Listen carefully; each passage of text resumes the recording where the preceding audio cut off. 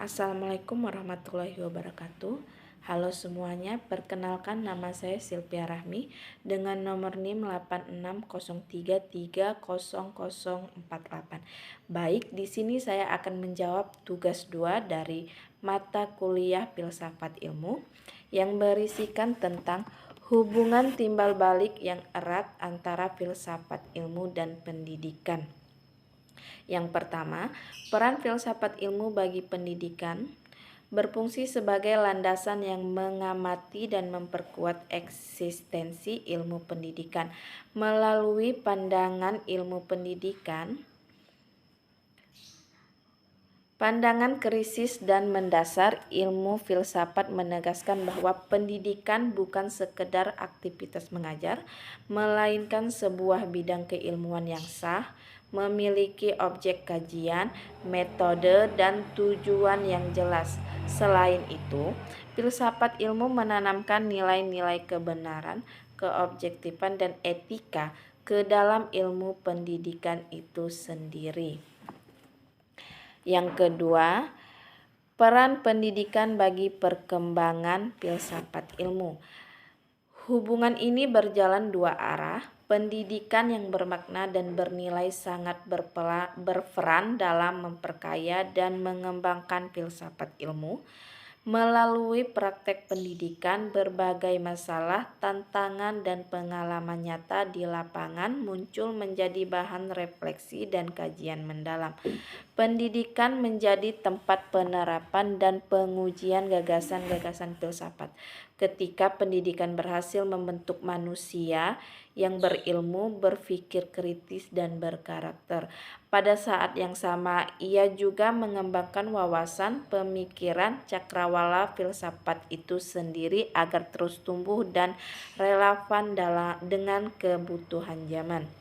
Yang ketiga, filsafat ilmu sebagai pisau analisis yang tajam untuk membedah setiap persoalan pendidikan melalui 3 pilar, yaitu ontologi, yang mana ialah menanyakan hakikat pendidikan, apa itu pendidikan, apa hakikat manusia yang dididik.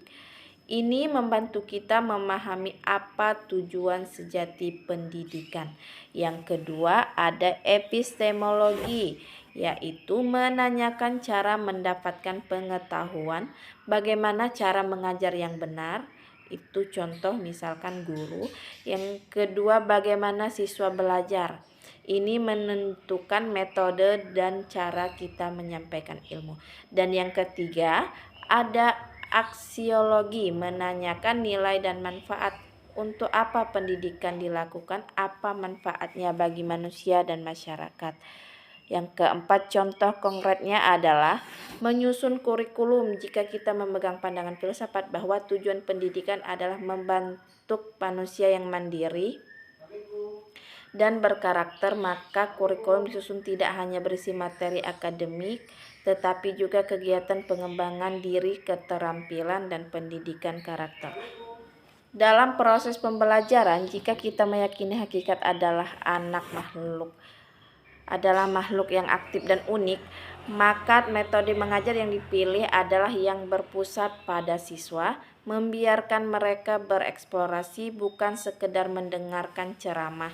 Dalam kebijakan pendidikan, nilai keadilan dan pemerataan dari filsafat ilmu diterapkan dengan membuat kebijakan agar pendidikan dapat diakses oleh semua anak tanpa terkecuali.